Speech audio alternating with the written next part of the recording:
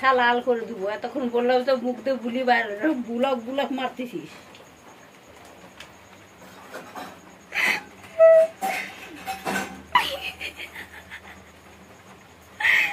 আমার মা আজকে বলছে আমার রেসিপি বানাচ্ছে। আমার মাকে আমি বলছি কি ভালো করে বলো। আমার মা আর বলতে পারতিস না বলে তুই বল। আমি বলতে গেছি আমাকে আমার মার সামনে আমাকে কালার লাগতেছে। মা বললো যে তোকে কালার লাগতেই সাজিয়ে গেছে। আমি এখানে গরমের মধ্যে সাজিয়ে হচ্ছে না। আমার মা পরে একাই করেছে তো রাগে ফুলে ফায়ার হয়ে গেছে। এখানে আমি ব্লগ করতেছি এতক্ষণ কেন বলতে পারি নাই। সেজন্য আমার মাঝে ফুলে বম হয়ে গেছে, এটিএম বম হয়ে গেছে। আরে আসতে ভাঙবি নাকি?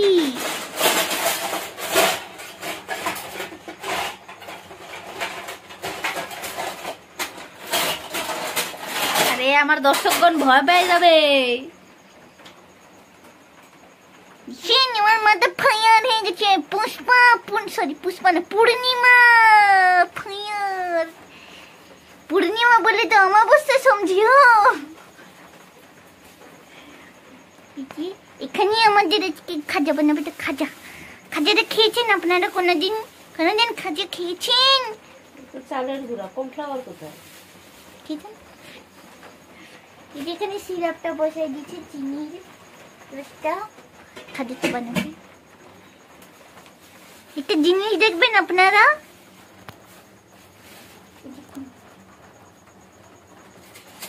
প্লাস্টিকের বোঝা যাচ্ছে, এটা হচ্ছে মিনি সিঙ্গারা।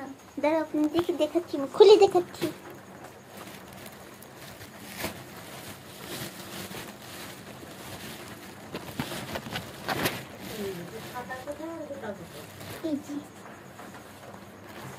দেখুন বন্ধুরা, মিনি সিঙ্গারা। আমি এর থেকে ছোট সিঙ্গারা আমি আজ পর্যন্ত খাইনি। আমি আমার বাপ দোকান করতে, আমি তখন খাইছি 4টা 5টা আমি ফ্রি খাই নিতাম, বুঝছো? আমি নিজে তরকারি বানাতাম আর আমার বাপটা বানাইতো। এখানে আমি এই তো মিনি সিঙ্গারা দেখতে পাচ্ছেন তো। খেতে তো খুব ইচ্ছা করতেছি কিন্তু খেতে একদম মানে ঠিকঠাক আছে। উপরে খালি ময়দাতে ইসটা আছে, কোটিংটা। ভিতরে খাচ্ছি এই চুটকি ভোর সিন্দুর কা कीमत क्या জানো, ওই ডায়লগ আছে না, ওইটাই আমি বলবো। এটার পর একটু সা বেসন দিয়ে বানিয়েছি, একটু সা বেসন দিচ্ছে, উপর ছোট ছোট বানিয়েছি যাতে লোকের চোখে একবারে গাড়ে যায় এরকম করে বানিয়েছি। মিনি সিঙ্গারা একদম খেতে পারি না কিনা, প্যাকেটে বিক্রি করি। আমিও বানাবো কোনোদিন। আমি যাচ্ছি এখন, কারণ আমার মার এখানে সিরাপটা হয়ে গেছে। আমাকে এখন ভিডিওটা করতে হবে, ঠিক আছে?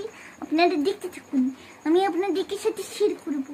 খাজা বানাচ্ছি, খাজা পেটে যা একটা। আমি কি জানি তো আনি দিচ্ছি। এটা ধুই আনলে ওটা ধুতে হবে। এটা কি করছিস? ইংলিশ সিঙ্গারা